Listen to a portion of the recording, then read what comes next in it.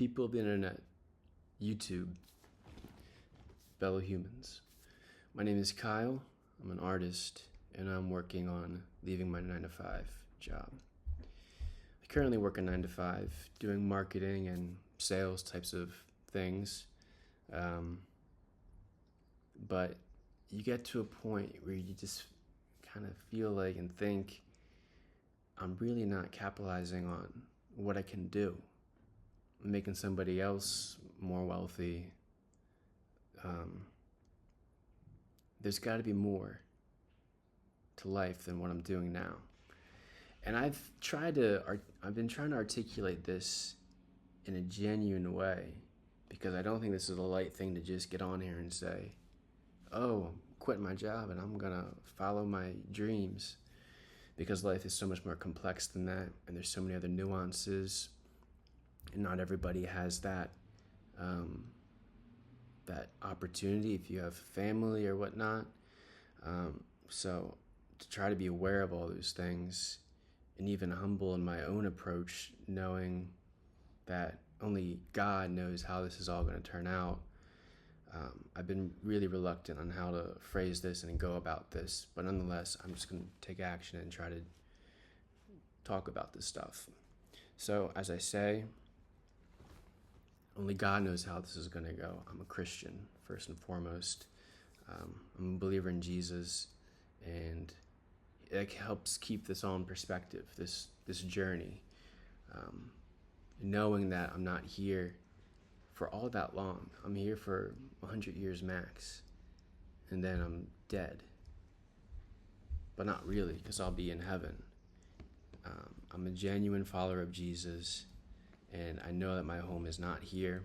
I'm a passerby. I want to give glory to him, say that he's saved my life, and he's the author of my life, and I'm trying to submit my life to him, follow him even when it's not easy. But nonetheless, I'm a follower of Jesus, so I know that my permanent home is not here, and thus the work that I do here, although it's significant and important, it pales in comparison to that of eternity. We are still told to work the ground here and to work as we're working for him, to serve, to be good stewards of the talents we're given. And I think it's appropriate to say, hey, if I'm given these gifts, let's see what I can do with them. Albeit, I leave it in the Lord's hands. He may bless my plans. He may have another plan in store. He works everything to the good of those who love him. So no matter what happens in anything, in any endeavor, in anything in life, you can take heart that Jesus is going to work it to your good, whatever it is. Commit your plans to the Lord.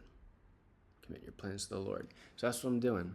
I'm working at leaving the 9 to 5 world. I myself, I put in my 2 weeks notice. I have a couple things lined up. Sometimes you have to take, another type of job as you take that step towards being more independent. But sometimes you also just got to leave a certain environment because it's just not really conducive to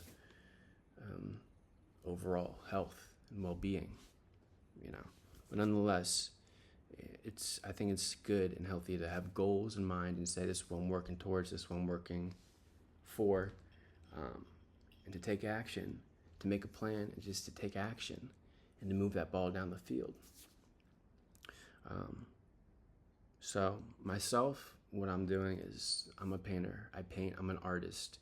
I've been an artist ever since I've been young. It just hasn't escaped me. It's kind of showed up in different forms and mediums, as a soccer player may also be good at playing baseball and sports, and a guy who's good at chemistry may be good at biology. They kind of translate this across different things, but you eventually kind of find something that really sticks and that resonates with you. And that's all part of this journey, as we're looking and saying, hey, there's more to life than just working the 9 to 5 job. How can I put food on the table for myself? you know, try to get aware and see what you're good at doing, and then take steps at doing that and be persistent. And I saw this quote that, you just got to be persistent and do a body of work that, that is just, it becomes, you got to forge your way in the world. You got to just say, this is what I'm doing, take it or leave it, but here it is. And you can't dispute the fact that there's this work here that's been done. It helps, though, when you get aware of what you're kind of good at doing and not so good at doing. So I've been taking these steps. I've been looking to change my life in that way, because the 9-to-5 world just seems to just keeps you in a loop of comfort, and it can work for some people. It's not working for me. Even if you're making more money, I have this hunch that even if you start making this amount or making that amount, you get a mortgage, you get, more trips to Florida or wherever, Greece, and you're just kind of maxed out again. It's like the people, like, you think, oh, if you're making, $200,000 in New York in the finance world, oh, you made it, you're making a lot of money. Fact of the matter is, rent's sky high, you got to keep up the appearances, and before you know it, you're kind of just, well, I'm not taking home as much as I thought I was, putting as much in the bank as I would like to. And I think it comes down to, you kind of have to just stop trading your time for money and start making the most use of your time, and really put that value, not just in your time, but what you're good at doing. Capitalize on that. And I don't think it should be a guilty thing to say, hey, I want to make a living off of what I'm good at doing. Oh, why can't you just work a job and be like a normal person and just work a good job, and you may not like it, but you'll put food on the table and you can do your hobbies on the side. You've probably heard that sentiment before. But I can't buy into it. I think it would be a pity to not at least try and see what you're made of, and to see what you can do with the things you're good at doing, and to say, hey, other people have done this.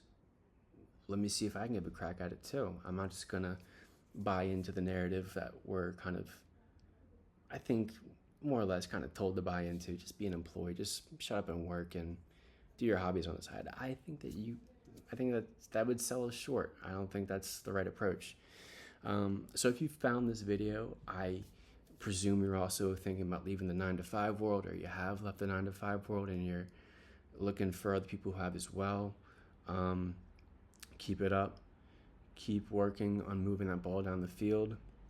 Try to get aware of where your strengths lie.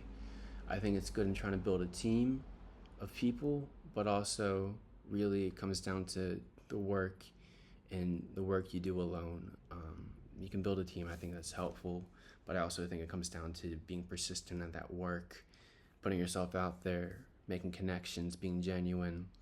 And if you're a Christian, and I hope you are, if you're a Christian, if you're not, I strongly encourage you to pray and accept Jesus into your heart. He's changed my life. He's changed my perspective on everything.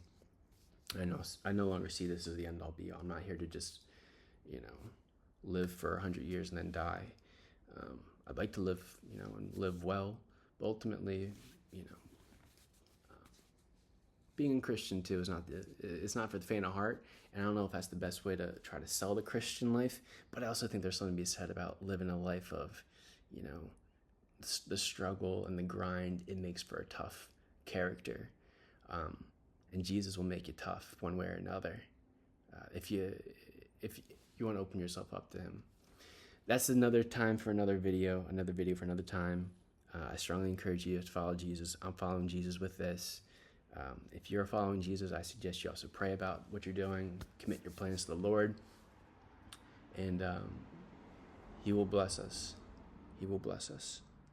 And he may not bless us in the ways we think we ought to move down, our life should turn out. But nonetheless, we ought to take a stab at doing what we're good at doing and saying, hey, God, ball's in your court. Whatever you want to do, I submit that to you. I pray you provide for me, because you provide for the sparrows, and I know that you can provide for me too. Let me trust you with this. So I'll be documenting some of this journey along the way. It's going to look different for all of us, but take a step here, take a step there, keep moving that ball down the field. So until the next time, have a wonderful, wonderful spring. We'll see you before it's summer, absolutely. We're going to start doing this more, hopefully. No, we will. Until then, take care and have a beautiful, beautiful spring. Thanks.